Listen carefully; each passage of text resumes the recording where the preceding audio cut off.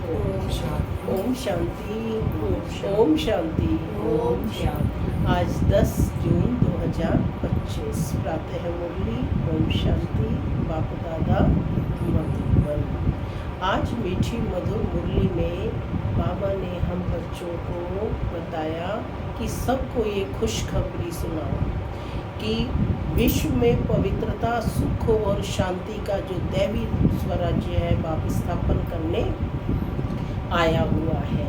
तो उसके लिए तुम्हें श्रेष्ठ मत मिली है और खुद श्रेष्ठ बनकर दूसरों को श्रेष्ठ बनाना है। मनसा वाचा कर्मणा सभी को सुख देना है। प्रैक्टिकल में इस जीवन को जीना है, माने सुख शांति जो भी श्रीमद् बाबा ने दी उसके अकॉर्डिंग जीवन को प्रैक्टिकल में चलाना है। और बाबा ने कहा कि सबको ये संदेश दो। आज विशेष मुरली सेवा पर चलाइए बाबा ने, क्योंकि बाबा आया है सारे विश्व का कल्याण करने के लिए। दैवी राज्य केवल एक भारत में तो स्थापन नहीं होगा ना, पूरे विश्व होगा, विश्व ही भारत होगा ना उस समय। चलो तो लेकिन कौन करेंगे वो सेवा? जो निश्चय बुद्धि होगी। निश्चय रखना है कि हम कौन हैं, ईश्वरीय औलाद हैं और हमको श्रेष्ठ मत मिलती है सबको श्रेष्ठ बनाने के लिए। सुनते हैं आज के डायरेक्ट ईश्वरीय महावाक्य। ओम शांति। बाबा कहते, मीठे बच्चे, तुम्हें श्रीमत पर सबको सुख देना है। तुमको श्रेष्ठ मत मिलती है श्रेष्ठ बनकर दूसरों को बनाने के लिए। तुम्हें श्रीमत पर सबको सुख देना है। तुमको श्रेष्ठ मत मिलती है श्रेष्ठ बनकर दूसरों को बनाने के लिए। आज की मुरली से प्रश्न है, रहम दिल बच्चों के दिल में कौन सी लहर आती है? उन्हें क्या करना चाहिए? रहम दिल बच्चों के दिल में कौन सी लहर आती है? उन्हें क्या करना चाहिए? रहम आता है ना दूसरी भी आत्माओं का कल्याण, तो उन्हें क्या करना चाहिए? क्या करेंगे? सेवा करेंगे, है ना। सुनते हैं बाबा का उत्तर। बाबा कहते, जो रहम दिल बच्चे हैं उनकी दिल होती है हम गांव-गांव में जाकर सर्विस करें। आजकल बेचारे बहुत दुखी हैं, उनको जाकर खुशखबरी सुनाएं कि विश्व में पवित्रता, सुख और शांति का दैवी स्वराज्य स्थापन हो रहा है। यह वही महाभारत लड़ाई है। बरोबर उस समय बाप भी था, अभी भी बाप आया हुआ है। ओम शांति। मीठे मीठे ओम शांति का क्या अर्थ है? मैं आत्मा शांत स्वरूप हूँ, शांति मेरा स्वधर्म है। बाबा कहते, अब घर वापस जाना है। ओम शांति। मीठे मीठे बच्चे यहाँ बैठे हो तो यह जरूर समझते हो कि हम हैं ईश्वरीय संतान। जरूर अपने को आत्मा ही समझेंगे। शरीर है तब उन द्वारा आत्मा सुनती है, माने ऑर्गन्स तो चाहिए ना आत्मा को सुनने के लिए। बाप ने ये शरीर लोन पर लिया है, कौन सा? ब्रह्मा बाबा का, है ना। तब सुनाते हैं। अभी तुम समझते हो कि हम हैं ईश्वरीय संतान व संप्रदाय, फिर हम दैवी संप्रदाय बनेंगे। स्वर्ग के मालिक होते ही हैं देवताएं। स्वर्ग के मालिक कौन होते हैं? देवता। हम फिर से 5000 वर्ष पहले मुआफिक दैवी स्वराज्य की स्थापना कर रहे हैं। फिर हम देवता बन जाएंगे। इस समय सारी दुनिया, भारत खास और दुनिया आम।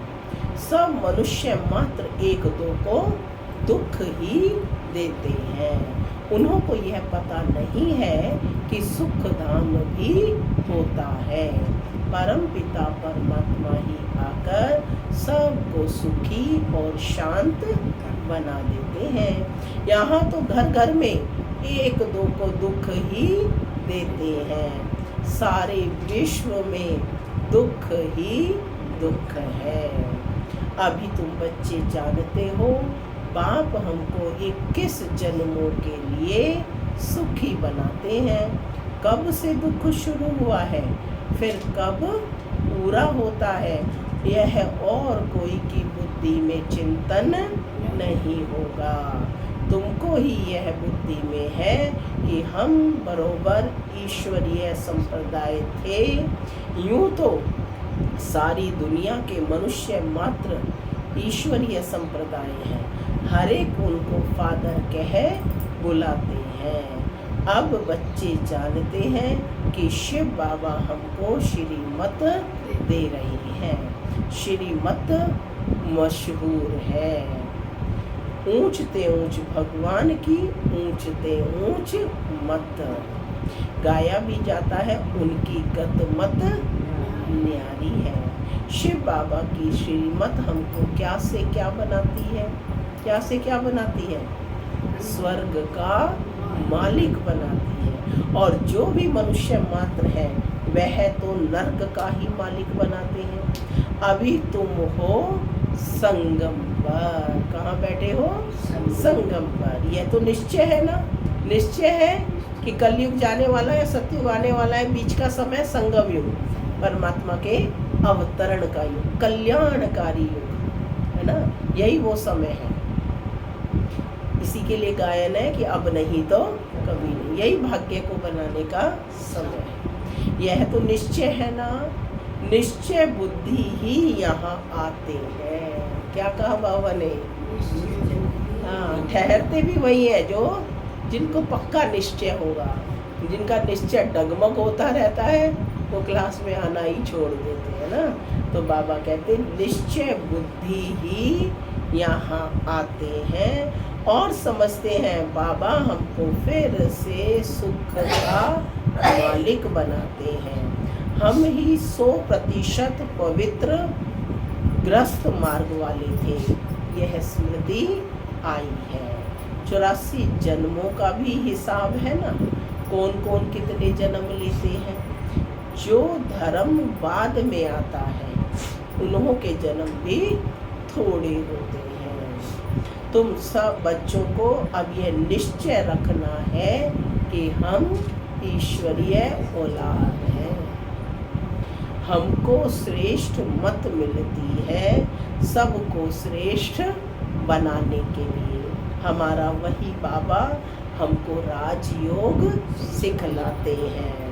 मनुष्य समझते हैं कि वेद शास्त्र आदि सब भगवान से मिलने के रास्ते हैं और भगवान कहते हैं इनसे कोई भी मेरे साथ मिलता नहीं है। देखो ये गॉड की स्टेटमेंट है कि वेद शास्त्र आदि से भगवान मिलने का रास्ता नहीं है ना।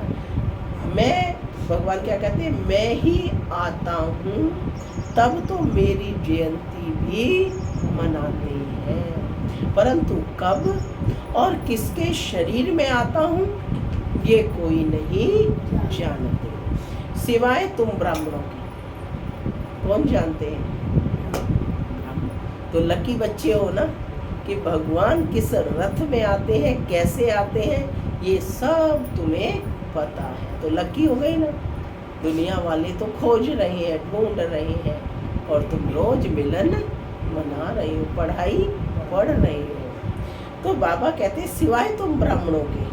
ताली तो बजा लो अपने लिए, ये हम लकी बच्चे हैं। तुम बच्चों को सबको सुख देना है। दुनिया में सब एक दो को दुख देते हैं।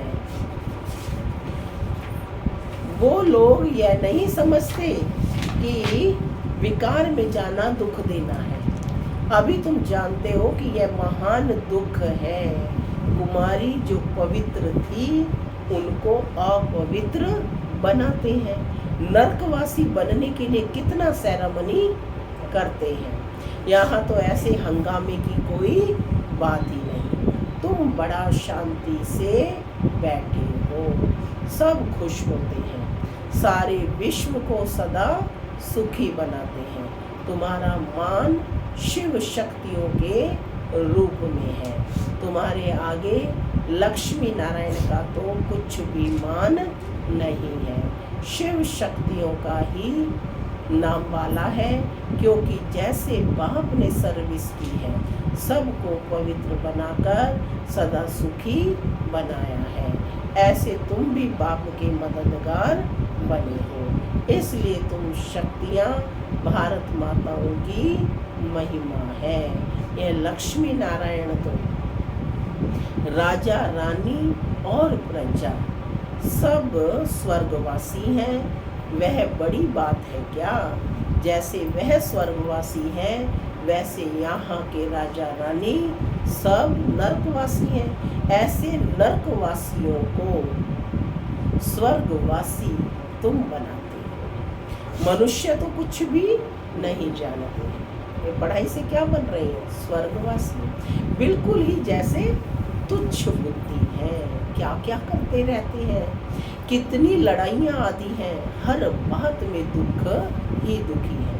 हर बात में आज का मनुष्य दुखी ही दुखी है। सतयुग में हर हालत में सुख ही सुख है।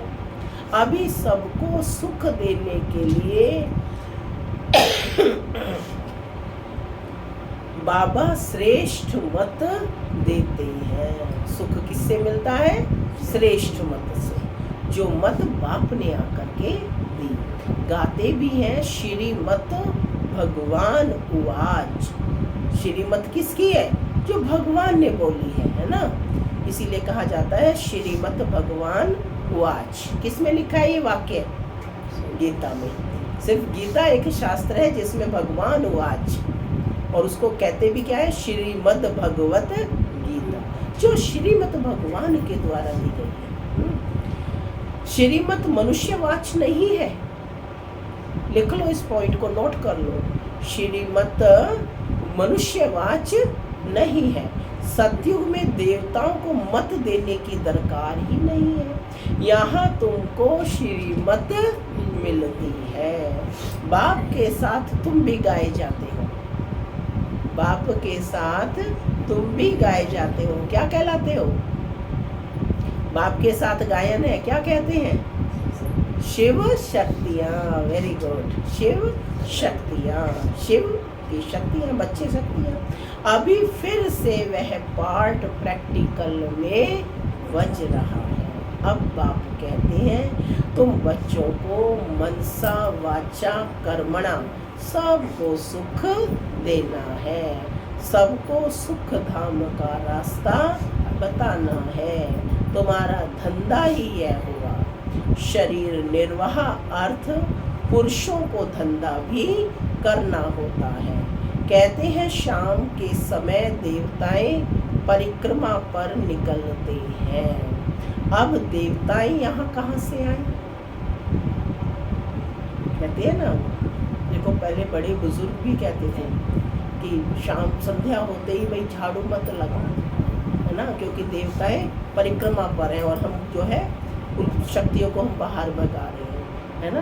तो वो इसीलिए कहते थे कि भाई आने दो उनको, आने दो शाम के समय। इसीलिए सब लोग जोत बत्ती भी शाम के समय करते हैं, क्योंकि देवताओं के परिक्रमा का समय होता है, सुबह और शाम दोनों। दो समय का गायन है ना, अमृत वेला और नुमा शाम का योग। तो बाबा कहते कि शरीर निर्वाह अर्थ पुरुषों को धंधा भी करना होता है।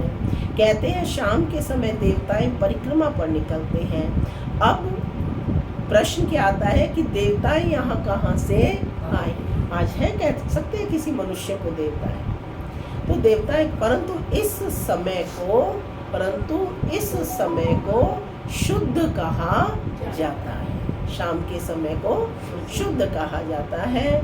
इस टाइम पर सबको फुर्सत भी मिलती है। तुम बच्चों को चलते फिरते उठते बैठते याद करना है, बस कोई देहधारी की चाकरी आदि नहीं करनी। माने कई तो शाम का समय होता है, उसमें भी धंधे दोरी में ही लगे रहते हैं, उनको थोड़ा भी समय है नहीं परमात्मा को याद करने का। बाप का तो गायन है, द्रौपदी के पांव दबाए। क्या गायन है? द्रौपदी के पांव दबाए।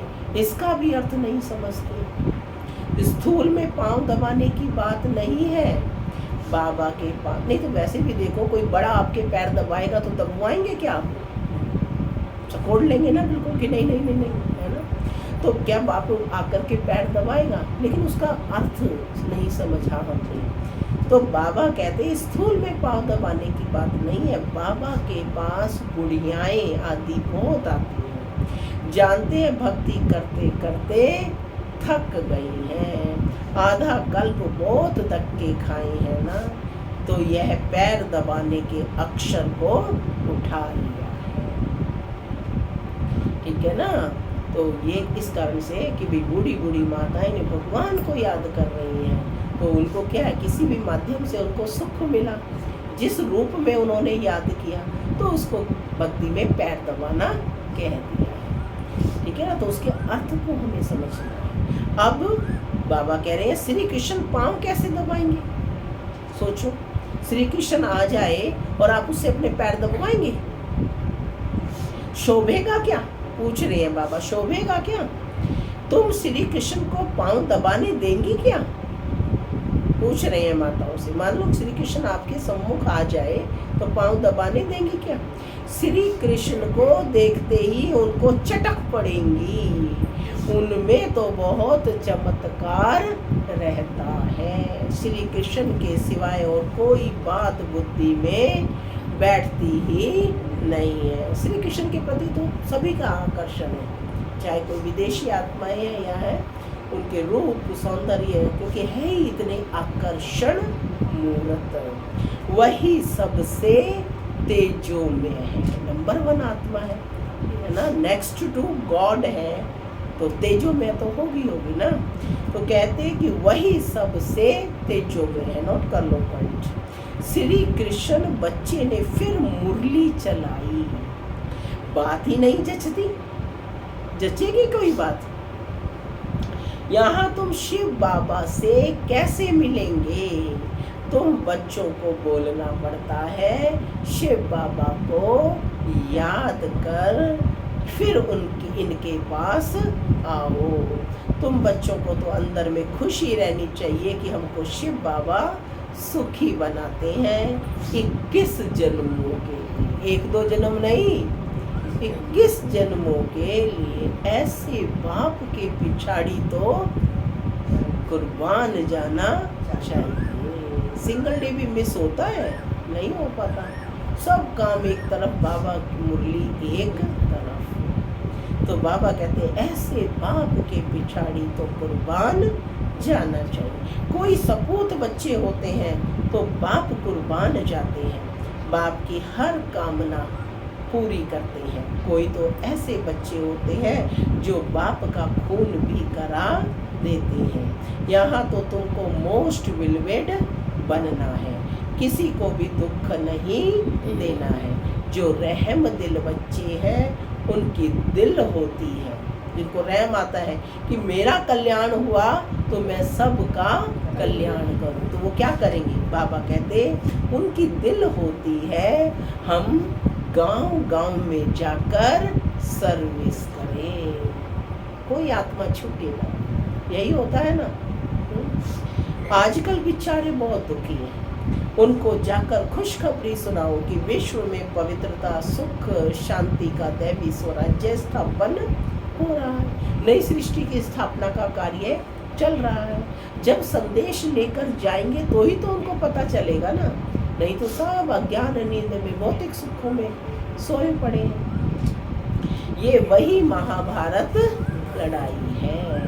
बरोबर उस समय बाप भी था, है ना, उसमें दिखाया ना महाभारत लड़ाई के समय स्वयं भगवान। तो ये वही समय है। आज परम पिता शिव परमात्मा भी इस तरह पर है, अभी भी बाप आया हुआ है। तुम जानते हो बाबा हमको पुरुषोत्तम बना रहे हैं। क्या बना रहे हैं बाबा?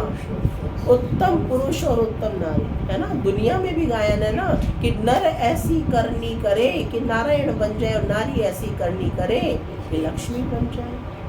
तो ये बाबा ने तो नहीं कहा ना कि तो पहले से ही भक्ति मार्ग में गायन है ना, कि मनुष्य से देवता किए करत न लागी वार। ये भी पहले से ही गाय कि मनुष्य से देवता बनाने में देर नहीं लगी भगवान को। तो वो किस समय का गायन है? कौन सी पढ़ाई?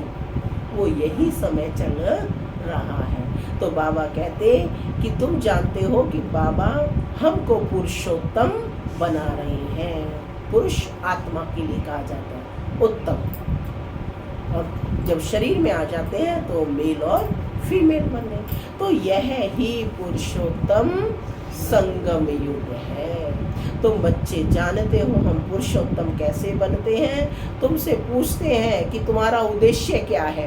बोलो मनुष्य से देवता बनना। स्पष्ट कर दो कि क्या है। देवता का मतलब होता है गुड ह्यूमन बीइंग, उच्च कोटि वाला मनुष्य, जिसको कहते हैं श्री श्री, है ना। श्री श्री श्री ही श्री बनाने वाला है। वो ऊंचे से ऊंचा भगवान है, ऊंचा नाम, ऊंचा धाम, ऊंचा काम। तो उसका ऊंचा काम क्या है? जैसा वो श्री श्री है वो अपने बच्चे को भी श्री बनाता है। तो तभी कहा जाता है श्री लक्ष्मी, श्री नारायण, श्री राम, है ना। तो बाबा कहते कि तुमसे कोई पूछे कि तुम्हारा उद्देश्य क्या है, तो बोलो मनुष्य से देवता बनना। देवताएं तो मशहूर है ना। बाप कहते हैं जो देवताओं के भक्त हैं उनको सबसे पहले समझाओ, वो सरलता से समझेंगे। भक्ति भी पहले तुमने शुरू की शिव की, फिर देवताओं की। तो पहले शिव बाबा के भक्तों को समझाना है। बोलो शिव बाबा कहते हैं मुझे याद करो। शिव की पूजा करते हैं, परंतु यह थोड़े ही बुद्धि में आता है कि पतित पावन बाप है। कौन है पतित पावन? पतित आत्मा को पावन बनाने वाला, है ना। रोज ज्ञान सुनाकर बाप की श्रीमत से हम क्या बन रहे हैं? पावन बन रहे हैं। कोई गंगा स्नान करने से पावन नहीं बनेंगे, ज्ञान अमृत पीने से पावन बनेंगे। तो बाबा कहते कि भक्ति मार्ग में देखो कितने धक्के खाते हैं, आज यहाँ आज वहाँ, है ना, धक्के खा रहे हैं। शिवलिंग तो घर में भी रख सकते हैं, उनकी पूजा कर सकते हैं, लेकिन फिर क्या कहते हैं? अमरनाथ, बद्रीनाथ आदि तरफ जाने की क्या दरकार है। परंतु भक्ति मार्ग में मनुष्यों को धक्के जरूर खाने हैं, है ना। वही शिवलिंग यहाँ है, वही शिवलिंग वहाँ है, लेकिन आत्माओं को धक्के जरूर खाने। भक्ति है ना उसमें, तुमको उनसे छुड़ाते हैं। बाबा ने ये सब छुड़ा दिया, अब खा रहे हैं धक्के? नहीं खा रहे ना। निश्चय हुआ कि वह भगवान आकर के पढ़ा रहा है, वह तो मात्र स्थान बने हुए हैं। तुम हो शिव शक्ति। क्या टाइटल दिया है बाबा ने? शिव शक्ति। आज अभ्यास करना है। शिव के बच्चे। शिव शक्ति का मतलब क्या है? शिव के बच्चे। इसमें मेल एंड फीमेल सभी को शक्तियां रूप कहा गया है। तुम बाप से शक्ति लेते हो, वह भी मिलेगी याद से। विकर्म विनाश होंगे। पतित पावन तो बाप है ना, याद से ही तुम विकर्माजीत पावन बनते हो। सबको ये रास्ता बताना है।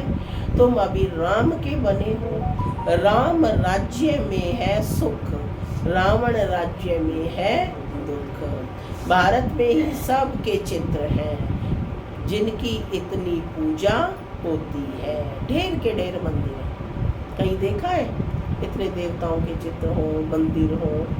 नहीं ना। कोई हनुमान का पुजारी, कोई किसका। इनको कहा जाता है ब्लाइंड फेथ। अभी तुम जानते हो हम भी ब्लाइंड थे, पहले तो हम भी करते थे, है ना। अभी तो सब पूजा पाठ छोड़ा है ना। जब बाबा का ज्ञान मिला तो निश्चय हुआ कि पूजा करते करते तो बनेंगे नहीं, है ना। पढ़ाई पढ़नी पड़ेगी तो बनेंगे। कोई व्यक्ति भौतिक पढ़ाई पढ़ने के लिए भी सामने देवताओं की मूर्ति रख करके बैठ जाए, रोज आरती उतारता रहे बस, और पढ़ने ना जाए, मिल जाएगी उसको डिग्री? स्कूल तो जाना पड़ेगा। तो बाबा ने आकर के ये स्पष्ट किया, जैसे हर चीज बनने के लिए पढ़ाई है, ऐसे मनुष्य से देवता बनने के लिए भी राजयोग की पढ़ाई है, जो बाप ही आकर के पढ़ाते हैं और कल्प में एक ही बार होती है। सबसे बड़ा भाग्य आपका यही है ना, कि ये पढ़ाई पढ़ने का सुअवसर मुझ आत्मा को मिला है। तो मैं तो गदगद रहती हूँ इस बात से कि भाई ये इसी कारण से ये मिस नहीं हो पाती कभी भी। तो बाबा कहते हैं इनको भी मालूम नहीं था, इनको किनको, ब्रह्मा विष्णु शंकर कौन है, क्या है, जो पूज्य थे वही फिर पुजारी बने। सतयुग में है पूज्य, यहाँ है पुजारी। बाप कितना अच्छी रीति समझाते हैं, तुम जानते हो पूज्य होते ही हैं सतयुग में, यहाँ है पुजारी तो पूजा ही करते हैं, तुम हो शिव शक्तियाँ। अभी तुम ना पुजारी ना पूज्य हो, बाप को भूल मत जाओ। ये साधारण तन है ना, इसमें ऊंच ते ऊंच भगवान आते हैं, तुम बाप को अपने पास निमंत्रण देते हो ना। बाबा आओ, हम बहुत पतित बन गए हैं, पुरानी पतित दुनिया पतित शरीर में आकर हमको पावन बनाओ। बच्चे निमंत्रण देते हैं, यहाँ तो कोई पावन है ही नहीं, जरूर सभी पतितों को पावन बना कर ले जाएंगे ना, तो सबको शरीर छोड़ना पड़ेगा। मनुष्य शरीर छोड़ते हैं तो कितना हाय दोष मचाते हैं। तुम खुशी से जाते हो, अभी तुम्हारी आत्मा रेस करती है। किसकी रेस कर रही है? याद की रेस है ना। आत्मा दौड़ी पहन जाती है, परम धाम याद कर रही है बाबा को। देखे कौन शिव बाबा को जास्ती याद करते हैं। शिव बाबा की याद में रहते रहते ही शरीर छूट जाए तो अहो सौभाग्य, बेड़ा ही पार। सभी को बाप कहते हैं, ऐसे पुरुषार्थ करो। सन्यासी भी कोई कोई ऐसे होते हैं, ब्रह्म में लीन होने के लिए अभ्यास करते हैं, फिर पिछाड़ी में ऐसे बैठे बैठे शरीर छोड़ देते हैं, सन्नाटा हो जाता है। इतनी पॉजिटिविटी, शांति, साइलेंस हो जाता है सन्यासी जब ऐसे याद में शरीर छोड़ते हैं। सुख के दिन फिर आएंगे, इसके लिए तुम ही पुरुषार्थ करते हो। बाबा हम आपके पास चले, आपको ही याद करते करते जब हमारी आत्मा पवित्र हो जाएगी तो आप हमको साथ ले जाएंगे। आगे जब काशी कलवट खाते थे तो बहुत प्रेम से खाते थे, बस हम मुक्त हो जाएंगे। काशी में जाते थे ना, उस कुएं में गिरते थे तो काशी कलवट कहते हैं उसको, तो बस हम मुक्त हो जाएंगे ऐसे समझते थे। अभी तुम बाप को याद करते चले जाते हो शांति धाम। तुम बाप को याद करते हो, इस याद के बल से पाप कटते हैं। वह समझते हैं हमारे फिर पानी से पाप कट जाएंगे, मुक्ति मिल जाएगी। अब बाप समझाते हैं वह कोई योग बल नहीं है, पापों की सजा खाते खाते फिर जाकर जन्म लेते हैं। नए सिर फिर पापों का खाता शुरू होता है। माने इस जन्म में कर्म कर, जो हम कर्म करते जा रहे हैं नेक्स्ट टू नेक्स्ट वो फीड होता जाता है ना, हर एक की रील पे चढ़ता जाता है। तो बाबा कहते हैं कि सजा खाते खाते फिर जाकर जन्म लेते हैं, फिर नए सिर पापों का खाता शुरू होता जाता है। कर्म अकर्म और विकर्म की गति बाप बैठ समझाते हैं। राम राज्य में कर्म अकर्म होते हैं और रावण राज्य में कर्म विकर्म हो जाते हैं, क्योंकि बॉडी कॉन्शियस होकर के कर्म किए जाते हैं। और राम राज्य की विशेषता क्या है? सोल कॉन्शियस होकर के, माने आत्मिक स्थिति में रहते थे सभी देवी देवता।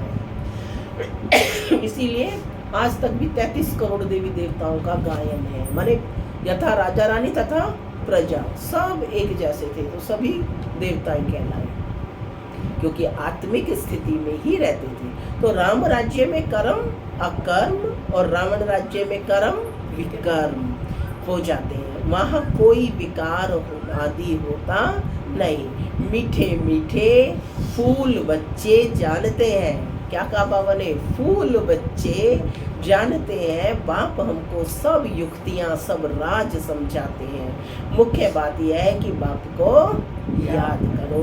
पतित पावन बाप तुम्हारे सामने बैठे हैं, कितना निर्माण है। कोई अहंकार नहीं, बिल्कुल साधारण चलते रहते हैं। बाप दादा दोनों ही बच्चों के सर्वेंट हैं। तुम्हारे जो दो सर्वेंट हैं, ऊंचते ऊंच शिव बाबा, फिर प्रजापिता ब्रह्मा। देखो कितना निरअहंकारीपन है, इतनी बड़ी अथॉरिटी, और स्वयं को कह रहे हैं कि मैं तुम्हारा सर्वेंट हूँ। दोनों बाप दादा कह रहे हैं कि मैं तुम्हारा सर्वेंट। इसीलिए आज तक भी क्या लिखते हैं, सर्विस, सेवक, आपका सेवक, है ना। तो जो सदैव हाजिर रहे। कितनी निरअहंकारिता है, निर्मानता है ना। तो बाप दादा दोनों ही बच्चों के सर्वेंट हैं। तुम्हारे दो सर्वेंट हैं, ऊंचते ऊंच शिव बाबा, फिर प्रजापिता ब्रह्मा। वो लोग त्रिमूर्ति ब्रह्मा कह देते हैं, अर्थ थोड़े ही जानते हैं। त्रिमूर्ति ब्रह्मा क्या करते हैं, कुछ भी पता नहीं है। अच्छा, मीठे मीठे सिक्की लधे बच्चों प्रति माता पिता याद प्यार और गुड मॉर्निंग। रूहानी बाप की रूहानी बच्चों को नमस्ते। हम रूहानी बच्चों की रूहानी बाप दादा को याद प्यार, गुड मॉर्निंग और नमस्ते। नमस्ते, सदा रहो हंसते बनो, चलो परम धाम के रास्ते। धारणा के लिए मुख्य सार, पहला, सदा ये निश्चय रहे कि हम ईश्वरीय औलाद हैं। हमें श्रेष्ठ मत पर चलना है, किसी को भी दुख नहीं देना है, सबको सुख का रास्ता बताना है। दूसरा पॉइंट है, सपूत बच्चापन बाप पर कुर्बान जाना है। बाप की हर कामना पूरी करनी है। जैसे बाप दादा निर्माण और निरअहंकारी हैं, ऐसे बाप समान बनना है। आज का वरदान है, स्व उन्नति द्वारा सेवा में उन्नति करने वाले सच्चे सेवाधारी भव। स्व उन्नति सेवा की उन्नति का विशेष आधार है।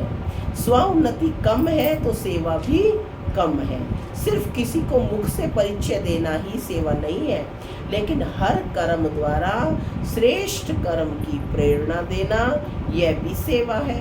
जो मनसा वाचा कर्मणा सदा सेवा में तत्पर रहते हैं, उन्हें सेवा द्वारा श्रेष्ठ भाग्य का अनुभव होता है। जितनी सेवा करते उतना स्वयं भी आगे बढ़ते हैं।